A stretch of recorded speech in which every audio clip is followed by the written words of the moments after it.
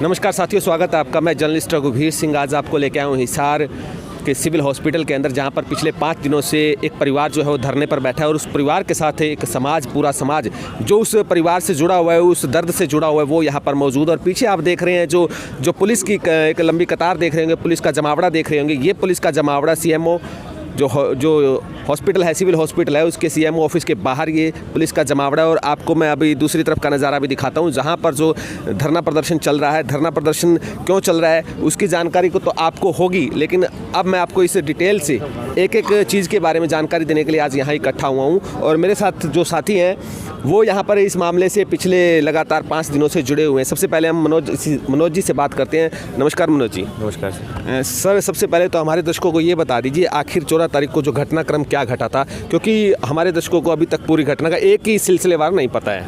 देखिए, ये गांव हिसार जिला मुख्यालय से 10-12 किलोमीटर की दूरी पर है। गांव मिरका जिला हिसार के अंदर आता है। इसमें जो अनुसूचित जातियाँ हैं, जो अल्पसंख्यक हैं और जो दबंग जातियाँ हैं, उनकी संख्या ज़्यादा है। ऐसे में उस गांव के दबंग युवकों को एक समूह है जो अपना इस आसपास के इलाके में आतंक मचाना चाहता है, जो अपना प्रभाव दिखाना चाहता है, जो अपना नाम इतना आतंक के तौर पर मशहूर करना चाह रहा है। अपने आतंक को मशहूर करने के लिए, अपना नाम को दहशत फैलाने के लिए, दहशतगर्दी चमकाने के लिए उन्होंने अनुसूचित जाति वर्ग के 3 युवकों को चुना। उनको उनके कामों से और एक साथी को उनके घर से, 2 साथियों को उनके काम से, एक साथी को उनके घर से अगवा करके अपने खेतों में, जो उनके खेत हैं, क्योंकि वो बड़े लैंडलॉर्ड हैं, ज़मींदार हैं बहुत ज़्यादा बड़े, तो उन्होंने उन लोगों को वहाँ चुना अत्याचार के लिए और उनको वहाँ अपने खेतों में ला करके उनको पीटना चालू किया ताकि दहशत पूरी उनके फैले। उनको इतना पीटा। बात एक जो मीडिया में चर्चा आई शुरू में, जो आरोप लगाया उन्होंने कि हम इनको क्यों पीट रहे हैं, कि ये हमारे खेत की मोटर चोरी करके ले गए थे और हमारे खेतों की तरफ देखने वालों के साथ हम क्या करते हैं, समाज को दिखाएंगे, देश को दिखाना चाह रहे हैं हम। तो इस कड़ी में उन्होंने क्या किया, 3 अनुसूचित वर्ग के 3 बच्चों को चुना, युवाओं को चुना और उनको खेतों में ले जाकर के उनको मारना शुरू किया। 2 लोगों ने पीटने के बाद कहा, जी आपकी जो मोटर चोरी हुई है, हम नौकरी करके हम पैसा इकट्ठा करके आपकी मोटर लगवा देंगे, हमने चोरी नहीं की। पर और भाई विनोद को इतना मारा गया, इतना वो मना करता रहा, हमने चोरी नहीं की। और वो इस बात पर आमादा रहे कि तुमने चोरी की है, हम तुम्हारे ये कर देंगे। तो वो मारते रहे, इतना मारते रहे कि 6 घंटे लगातार उनको लठों से पीटा गया, कपड़े निकाल कर उनको खेत में पटक कर। 6 घंटे की मारपीट के बाद उनमें से भाई विनोद का जो है मृत्यु हो गई। उनके हौसले इतने बेखौफ थे, उन्होंने खुद ही पुलिस में फ़ोन किया कि हमने 3 चोर पकड़ रखे थे, उनका इलाज कर दिया है, अब इनको आप ले जाओ। तो पुलिस, एक चीज़ मैं जानना चाहता हूँ मनोज जी, आपने बताया जी उनको बुलाया गया है, अगवा किया गया आपको, ठीक है। और जहाँ हमें थोड़ी सी इन्फॉर्मेशन ये मिली, भी उनको फ़ोन करके वहाँ बुलाया गया और किसी साथी ने उनको फ़ोन करके वहाँ बुलाया था। नहीं, वो मौके पर साधन लेके आए हैं। वो अच्छा, घर से बुलाया गया है, गाड़ी में बैठा कर अगवा करके ले जाया गया। तो वो उनके साथ जाने को तैयार कैसे हुए? क्योंकि ये कहा गया तुम्हें ना हमारे खेत में थोड़ा सा काम है। अच्छा। और वो खेत मजदूर है, जो अनुसूचित जाति वर्ग के लोग खेत मजदूर हैं, मतलब अगवा नहीं, बरगला के लेकर गए हैं वहाँ से। और जैसे ही गाड़ी में बैठे, उनके साधन पे बैठे, तब उन्होंने अपना रूप दिखाना चालू किया और वहीं से मारने शुरू कर दिए। और जो जगह आप बता रहे हैं अपने खेतों में लेकर, वो गांव से कितनी दूर है? वो गांव के जो आबादी से थोड़ा सा दूर जगह है। और उनका आतंक इतना है कि उनके जमींदार की तरफ से कोई लोग जाते भी नहीं है ज़्यादातर। अच्छा। उनके मजदूर भी उनसे इतना खौफ खाते हैं, गाँव में उनका एक आतंक है। तो ऐसे में उस भाई को इतना मारा गया कि उसका बिल्कुल मरणासन हो गया। जब पुलिस को फ़ोन किया उन्होंने खुद ही, ये देखिए, मरने से पहले ही मतलब पुलिस को फ़ोन किया कि अब हमने चोर पकड़ रखे हैं, इनको ले जाओ। पुलिस अधिकारी वहाँ चोर को लेने पहुँचे। जैसे ही पुलिस उनको चोर की भूमिका में समझ रही थी, जैसे ही पुलिस उनको जूनियर अधिकारी थे वो थाने में लेकर आए, तो मौजूदा SHO ने समझा कि इनको तो बहुत ज़्यादा चोट हुई है और जैसे ही थाने हॉस्पिटल में लाया गया तो भाई विनोद को मृत घोषित कर दिया गया। फिर अलग चैनल से ही गांव में सूचना दी गई। माने पूरा परिवार एकदम सख्ते में आ गया कि हमारे आदमी को दिहाड़ी पे ले जाया गया था और एकदम हत्या कैसे होगी। इस बात को देख सारा परिवार यहाँ पहुँचा। जब बात की जानकारी लगी, इसमें गांव के जो सरपंच अनुसूचित जाति वर्ग के से ही आते हैं, वो उन दबंगों के प्रभाव में हैं। उन्होंने ही इस पूरे हत्याकांड, वो भी इस मारपीट में मूक दर्शक बने रहे। उन्होंने, जो सरपंच हैं वो SC वर्ग से आते हैं। अच्छा। पर वो उनसे इतना डर गए थे, वो भी पुलिस को नहीं बुला पाए और ना छुटवा पाए। मतलब घटना की जानकारी पुलिस ने सरपंच साहब को दी और सरपंच ने आगे मतलब ज़्यादा क्या सरपंच ने देख लिया था जब वो पीट रहे थे। जब पीट रहे थे तब देख लिया था, परंतु ना सरपंच छुड़वा पाया, ना सरपंच जनप्रतिनिधि होने का फर्ज अदा कर पाया। वो पुलिस भी नहीं बुला पाया, गाँव के लोगों को भी नहीं बुला पाया, बस मूक दर्शक के तौर पर उनको पीटता हुआ देखता रहा। अच्छा, तो सरपंच के बारे में इन्होंने बताया भी देख रहे थे, उनको मूक दर्शक के तौर पे देखा और ना वो गांव वालों को बुला पाए और ना ही पुलिस को बुला पाए उस मौके के ऊपर। अच्छा, आपसे जानना चाहता हूँ वो घटना घटी और विनोद भाई की उम्र कितनी है वैसे? 32 साल उम्र है। मैरिड है, मतलब इसका मैरिड, एक बच्चा है, 1 साल का बेटा है। अच्छा। तो मैं आपके चैनल के माध्यम से मैं हरियाणा वासियों को, देशवासियों को ये बताना चाहता हूँ कि जो हमारे विनोद भाई जो मृतक है उसकी मृत्यु का कोई जिम्मेवार है तो वो हरियाणा का माननीय मनोहर लाल खट्टर और हरियाणा की पुलिस, खासकर हिसार के डीसी और एसपी वो जिम्मेवार हैं। और आज 4 दिन से 14 तारीख से मेरे भाई की डेड बॉडी इधर हॉस्पिटल के अंदर है।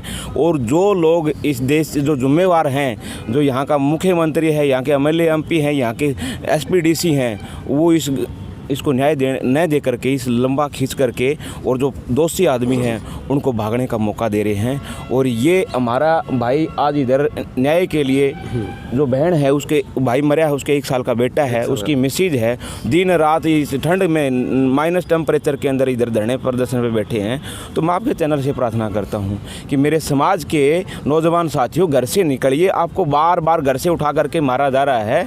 और आप जब तक बुराई का विरोध नहीं करोगे, जो भी अत्याचार लोग हैं उनका विरोध नहीं करोगे, तो ये थमने वाला नहीं है। और आप लोग घर से मैं जानकारी के लिए दर्शकों को बता देता हूँ, भाई साहब ने जो जानकारी दी है, 14 तारीख का ये मामला है। आज 5 दिन हो चुके हैं, पोस्टमार्टम भी हो चुका है डेड बॉडी का, लेकिन परिवार वालों ने बॉडी को लेने से इनकार कर दिया। कारण न्याय की मांग की जा रही है और न्याय की मांग में इनका जो 17 लोगों के नाम दिए गए हैं। 17 लोगों के नाम हैं। और हमारी कुछ मांगे हैं कि भाई जो मृतक जो विनोद है उसको तो 50 लाख रुपए का मुआवजा दिया जाए। जो जिनके चोटिल हैं उनको 25-25 लाख रुपए मुआवजा।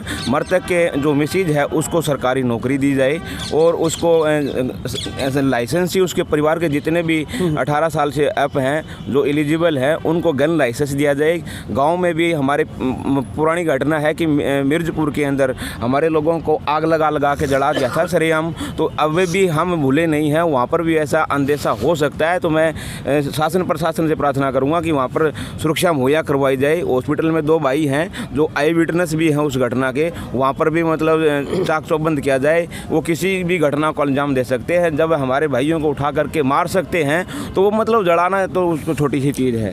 जो 2 और साथी थे, यानी कि 3 बताए जा रहे थे जिनको पीटा गया था और 2 अभी भी हॉस्पिटल के अंदर हैं। थोड़ा जानकारी आप ये बताइए, जो उनके बयान दर्ज हुए हैं, जो हॉस्पिटल में अभी किस हालात में है वो? देखिए, उनकी जो हालत है, मेरा नाम विजय अठवाड़ है, मैं जिला प्रभारी हूँ भीम आर्मी हिसार का। और उनकी जो हालत है वो बड़ी गंभीर है। उन्होंने अपने बयान अभी तक दिए हैं और वो सच्चे थे इस मामले को देखकर कि उनको इतना पीटा गया बेरहमी से, वो इतनी पीड़ा में थे। उन्होंने फिर भी अपने बयान दर्ज करवाए जिनमें उन्होंने 17 लोगों का नाम दर्ज करवाया है। देखिए, मेरा कहने का मतलब ये है, वो जो लोग हैं जिन्होंने अत्याचार किया हमारे लोगों के ऊपर, इस देश का संविधान 26 जनवरी 1950 को लागू हुआ, वो लोग इस संविधान से भी नहीं डरते हैं, देश के कानून से भी नहीं डरते हैं, बेखौफ हो गया हमारे।